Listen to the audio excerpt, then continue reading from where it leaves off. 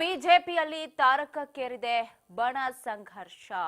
Rebel team ವಿರುದ್ಧ ಇದೀಗ ಆಪ್ತರು ಹೊಸ ಅಸ್ತ್ರವನ್ನ ಹೂಡೋದಿಕ್ಕೆ ಸಿದ್ಧರಾಗಿದ್ದಾರೆ. ಬಿವೈ ವಿಜಯೇಂದ್ರ ಆಪ್ತರು ರಾಜ್ಯ ಬಿಜೆಪಿಯಲ್ಲಂತೂ ತಣ್ಣಗಾಗ್ತಾ ಇಲ್ಲ ಬಣ ರಾಜಕೀಯ.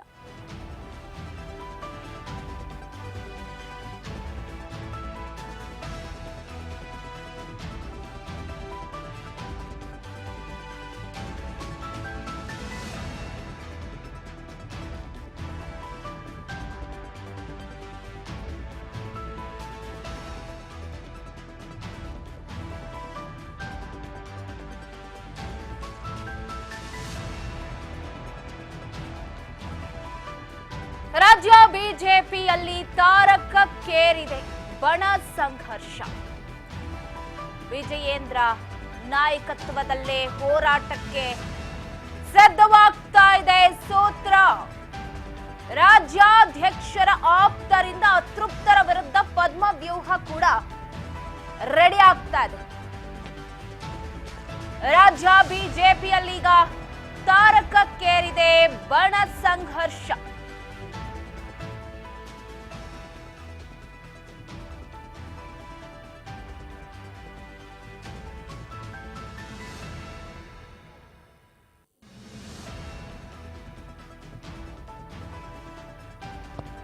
ರಾಜ್ಯ ಬಿಜೆಪಿಯಲ್ಲಿ ಬಣ ಸಂಘರ್ಷ ತಾರಕಕ್ಕೇರಿದೆ. ಈ ವಕ್ಫ್ ವಿಚಾರದಲ್ಲಿ ರಾಜ್ಯದಾದ್ಯಂತ ನಾವು ಹೋರಾಟ ಮಾಡ್ತೀವಿ ಅಂತ ಏನು ಹೊರಟಿದಾರಲ್ಲ, ಸೊ ಅದರಲ್ಲೇ ಭಿನ್ನ ರಾಗ.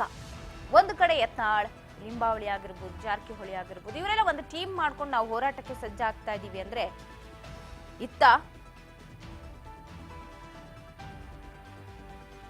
ಬಿವೈ ವಿಜಯೇಂದ್ರ ಟೀಮ್ ನಾಳೆಯಿಂದ ರೆಡಿಯಾಗಿದೆ ರಾಜ್ಯ ಸುತ್ತೋದಿಕ್ಕೆ.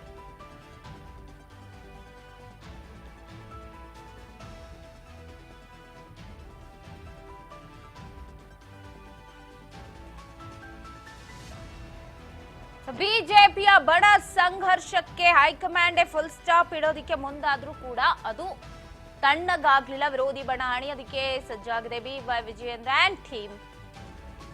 ವಿನ್ನರ ಅಭಿಯಾನಕ್ಕೆ ಬ್ರೇಕ್ ಹಾಕೋದಕ್ಕೆ ಮಾಸ್ಟರ್ ಪ್ಲಾನ್ ರೆಡಿ ಆಗ್ತಾ ಇದೆ.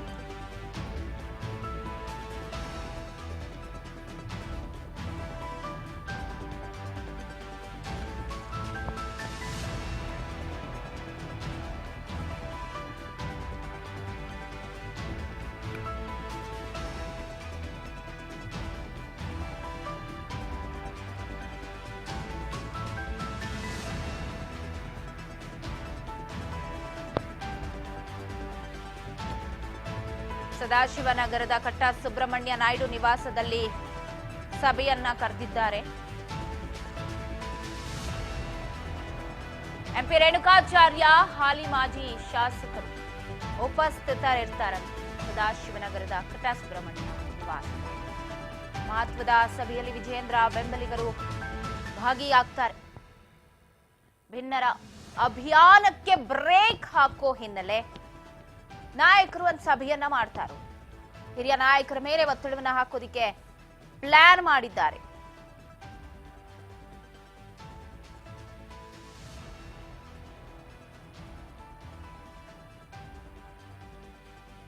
ಸೊ ಇನ್ನೇನು ಕೆಲವೇ ಕ್ಷಣಗಳಲ್ಲಿ ಅಂದ್ರೆ ಒಂದು ಗಂಟೆ ಸುಮಾರಿಗೆ ಮೀಟಿಂಗ್ ಅನ್ನ ಕರೆದಿದ್ದಾರೆ ಕಟ್ಟ ಸುಬ್ರಹ್ಮಣ್ಯ ನಿವಾಸದಲ್ಲಿ ಸದಾಶಿವನಗರದಲ್ಲಿ. ಭಿನ್ನರ ಅಭಿಯಾನಕ್ಕೆ ಬ್ರೇಕ್ ಹಾಕಬೇಕು ಅಂತ ಇಲ್ಲಿ ಎಂಪಿ ರೇಣುಕಾಚಾರ್ಯ, ಮಾಜಿ ಶಾಸಕರು, ಹಾಲಿ ಸಚಿವರು, ಮಾಜಿ ಸಚಿವರು, ಹಾಲಿ ಶಾಸಕರು ಸಭೆಯಲ್ಲಿ ಪಾಲ್ಗೊಳ್ಳುವ ಸಾಧ್ಯತೆ ಇದೆ. ವಿರೋಧಿ ಬಣವನ್ನು ಹಣಿಯೋದಕ್ಕೆ ಟೀಮ್ ರೆಡಿ ಆಗಿದೆ. ರಾಜ್ಯ ಬಿಜೆಪಿಯಲ್ಲಿ ಬಣ ಸಂಘರ್ಷಕ್ಕೆ ಬ್ರೇಕ್ ಬೀಳತ್ತ. ಹೈಕಮಾಂಡೇ ಮುಂದಾಳತ್ವವನ್ನು ವಹಿಸಿಕೊಂಡು ಕಿವಿ ಹಿಂಡಿದ್ರೂ ತಣ್ಣಗಾಗದೇ ಇದ್ದಿದ್ದು. ಇವತ್ತಿನ ಮೀಟಿಂಗ್ ಅಲ್ಲಿ ಯಾವ ತರ ಬ್ರೇಕ್ ಹಾಕ್ತಾರೆ ಏನು ಗೊತ್ತಿಲ್ಲ. ಮತ್ತಷ್ಟು ಅಪ್ಡೇಟ್ಸ್ ಅನ್ನ ಕೊಡ್ತಾರೆ ಪ್ರತಿನಿಧಿ ರೇಣುಕಾ ಫೋನ್ ಸಂಪರ್ಕದಲ್ಲಿದ್ದಾರೆ.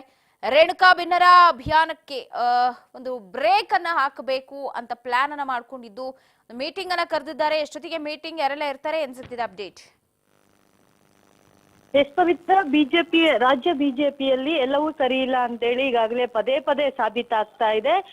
ಇಂದು ಮಧ್ಯಾಹ್ನ ಅಂದ್ರೆ 1 ಗಂಟೆಗೆ ಏನು ಬಿಜೆಪಿಯಲ್ಲಿ ಇರ್ತಕ್ಕಂತ 2 ಟೀಮ್ಗಳು ಈಗಾಗಲೇ ಇರುವಂತದ್ದು. ಒಂದು ಯತ್ನಾಳ್ ಟೀಮ್, ಮತ್ತೊಂದು ವಿಜಯೇಂದ್ರ ಟೀಮ್ ಅಂತೇಳೇನೆ ಹೇಳಲಾಗ್ತಾ ಇದೆ. ಇಂದು ಸಂಜೆ ಮಧ್ಯಾಹ್ನ 1 ಗಂಟೆಗೆ ರಾಜ್ಯಾಧ್ಯಕ್ಷ ವಿಜಯೇಂದ್ರ ಅವರ ಒಂದು ಟೀಮ್ ಆದಂತಹ 1 ಗಂಟೆಗೆ ಒಂದು ಸಭೆಯನ್ನು ಕೂಡ ಈಗಾಗಲೇ ಕರೆಯಲಾಗಿದೆ. ಆ ಒಂದು ಸಭೆಯಲ್ಲೂ ಕೂಡ ಮಾಜಿ ಸಚಿವರಾದಂತಹ MP Renukacharya, Katta Subrahmanya Naidu, S A Ravindranath ಸೇರಿ ಹಲವರು ವಿಜಯೇಂದ್ರ ಟೀಮ್ ನಲ್ಲಿ ಇರ್ತಕ್ಕಂಥ ಒಂದಿಷ್ಟು ನಾಯಕರು ಕೂಡ ಈ ಒಂದು ಸಭೆಯಲ್ಲಿ ಕೂಡ ಭಾಗಿಯಾಗ್ತಾ ಇದ್ದಾರೆ. ಯಾಕೆಂತಂದ್ರೆ ಈಗಾಗಲೇ ಯತ್ನಾಳ್ ಅವರು ತಮ್ಮ ಒಂದು ಟೀಮ್ ಕಟ್ಕೊಂಡು ಒಂದು ವಕ್ಫ್ ವಿರುದ್ಧವಾಗಿ ಒಂದು ಹೋರಾಟವನ್ನು ಮಾಡಬೇಕು ಅಂತ ಹೇಳಿ ಈಗಾಗಲೇ ಒಂದು ಅಭಿಯಾನವನ್ನು ಕೂಡ ಆರಂಭ ಮಾಡ್ಲಿಕ್ಕೆ ಮುಂದಾಗಿದ್ದಾರೆ.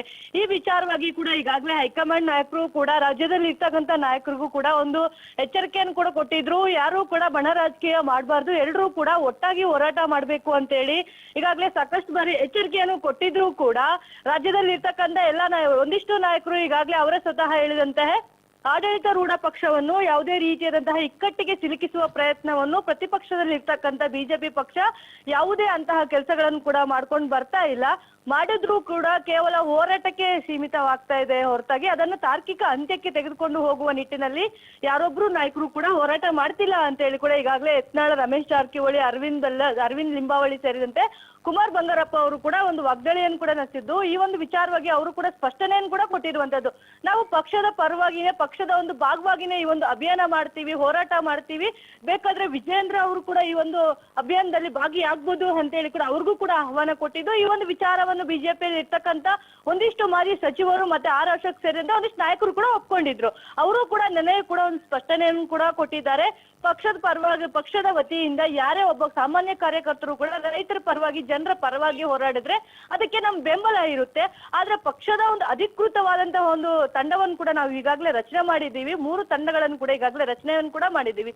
ಈ ಒಂದು ತಂಡದಲ್ಲಿ ಯತ್ನಾಳ್ ಅವರು ಇರ್ತಾರೆ, ರಮೇಶ್ ಜಾರಕಿಹೊಳಿ ಅವರು ಇರ್ತಾರೆ, ಅರವಿಂದ್ ಲಿಂಬಾವಳಿ ಅವರು ಕೂಡ ಇರ್ತಾರೆ. ಇದು ಪಕ್ಷದ ಒಂದು ಅಧಿಕೃತವಾದಂತಹ ತಂಡ ಅಂತ ಹೇಳಿ ಕೂಡ ಈಗಾಗಲೇ ಅವರು ಕೂಡ ಸ್ಪಷ್ಟನೆಯನ್ನು ಕೂಡ ಕೊಟ್ಟಿರುವಂತದ್ದು. ಇದೆಲ್ಲ ಮಧ್ಯೆಯೂ ಕೂಡ ರೆಬಲ್ ನಾಯಕರು ಕೂಡ ಯಾವುದೇ ಒಂದು ಪ್ರತಿಕ್ರಿಯೆಯನ್ನು ಕೊಡ್ತಾ ಇಲ್ಲ. ಇವರ ಒಂದು ಸೂಚನೆಗೆ ಇರ್ಬೋದು, ಹೈಕಮಾಂಡ್ ಅವರ ಒಂದು ಎಚ್ಚರಿಕೆ ಇರ್ಬೋದು, ಅದು ಯಾವುದಕ್ಕೂ ಕೂಡ ತಲೆ ಕೆಡಿಸ್ಕೊತಾ ಇಲ್ಲ. ಯಾಕೆಂತಂದ್ರೆ ಕಳೆದ ಒಂದು ಉಪಚುನಾವಣೆಯ ಸಂದರ್ಭದಲ್ಲೂ ಕೂಡ ವಿಜಯೇಂದ್ರ ಅವರೇ ಒಂದು ಇವರ ಮಾತನ್ನ ಹಿಡಿತದಲ್ಲಿ ಇಟ್ಕೊಳ್ಳುವ ರೀತಿಯಲ್ಲಿ ಎಚ್ಚರಿಕೆಯನ್ನು ಕೂಡ ಕೊಡಿ ಅನ್ನೋ ಒಂದನ್ನು ಕೂಡ ಹೈಕಮಾಂಡ್ ನಾಯಕರ ಗಮನಕ್ಕೆ ಕೂಡ ತಂದಿದ್ರು.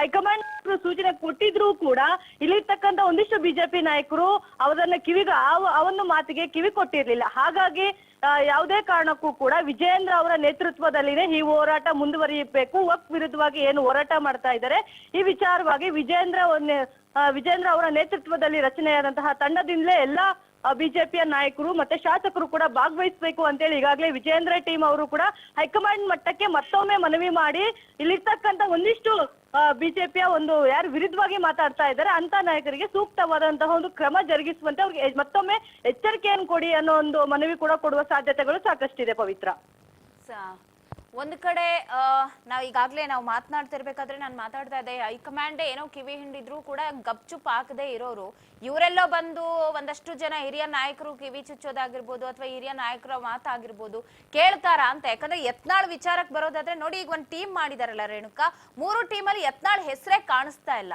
ಇವ್ರು ಒಗ್ಗೂಡ್ಸ್ಕೊಂಡು ಹೋಗೋದಾಗಿದ್ರೆ ಯಾಕೆ ಯತ್ನಾಳ್ ಹೆಸರನ್ನ ಬಿಟ್ಟಿದ್ದು ಇವ್ರು?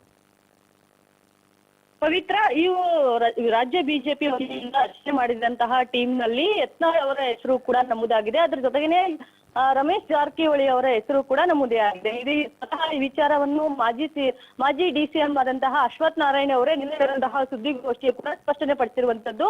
ನಾವು ರಚನೆ ಮಾಡಿದಂತಹ ತಂಡದಲ್ಲಿ ಇವರ ಹೆಸರುಗಳು ಕೂಡ ಇದೆ ಅಂತ ಹೇಳಿ ಕಳೆದ ಬಾರಿ ಏನು ಒಂದು ಸಮಿತಿಯನ್ನು ರಚನೆ ಮಾಡಿದ್ರು, ಆ ಒಂದು ಸಮಿತಿಯಲ್ಲಿ ಇವರ ಹೆಸರುಗಳನ್ನು ಮೊದಲನೇದಾಗಿ ಕೈ ಬಿಟ್ಟಿದ್ರು. ಆ ವಿಚಾರವಾಗಿ ಅವರು ಕೂಡ ಸಾಕಷ್ಟು ಒಂದು ವಿರೋಧವನ್ನು ಕೂಡ ಮಾಡಿದ್ರು. ಹಾಗಾಗಿ ಈ ವಿಚಾರವಾಗಿ ಹೈಕಮಾಂಡ್ ನಾಯಕ ಸೂಚನೆ ಮೇರೆಗೆ ಸದ್ಯ 3 ತಂಡಗಳಲ್ಲಿ ಒಂದು ಸೇರ್ಪಡಿಸಲಾಗಿದೆ ಅನ್ನೋ ಯಾಕೆಂದ್ರೆ ವಿಜಯಪುರದಲ್ಲಿ ಮೊದಲ ಹೋರಾಟ ಮಾಡಿದ್ದೆ ಶಾಸಕ ಯತ್ನಾಳ್ ಅವರು. ಹಾಗಾಗಿ ಅವರನ್ನು ಯಾವುದೇ ಕಾರಣಕ್ಕೂ ಈ ಒಂದು ಹೊರಗಡೆ ತೆಗಿಬಾರ್ದು ಅನ್ನೋ ಒಂದು ಸೂಚನೆಯನ್ನು ಕೂಡ ಕೊಟ್ಟಿದೆ. ಅವರನ್ನು ಕೂಡ ಪಕ್ಷದಲ್ಲಿ ಮತ್ತೆ ತಂಡದಲ್ಲಿ ಸೇರಿಕೊಂಡು ನೀವು ಈ ಹೋರಾಟವನ್ನು ಮಾಡಬೇಕು, ಯಾವುದೇ ಕಾರಣಕ್ಕೂ ಅವರನ್ನು ಕಡೆಗಣನೆ ಮಾಡಬಾರ್ದು ಅಂತೇಳಿ ರಾಜ್ಯದಲ್ಲಿ ಇರ್ತಕ್ಕಂಥ ಒಂದಿಷ್ಟು ಹಿರಿಯ ನಾಯಕರಿಗೂ ಕೂಡ ಈಗಾಗಲೇ ಹೈಕಮಾಂಡ್ ನಾಯಕರು ಸೂಚನೆ ಕೊಟ್ಟಿದ್ದಾರೆ ಅಂತ ಹೇಳಿ ಮಾಹಿತಿಗಳು ಸಿಗ್ತಾ ಇದೆ. ಹಾಗಾಗಿ ಆ ಒಂದು ನಿಟ್ಟಿನಲ್ಲಿಯೂ ಕೂಡ ಇಲ್ಲಿ ಇವೇನು ತಂಡ ರಚನೆ ಮಾಡ್ಕೊಂಡಿದ್ರೆ ಆ ಒಂದು ತಂಡದಲ್ಲಿ ಅವರನ್ನು ಕೂಡ ಸೇರಿಸಿಕೊಂಡು ಈ ಬಾರಿಯ ಒಂದು ಹೋರಾಟವನ್ನು ಮಾಡಿ ಬಿಜೆಪಿ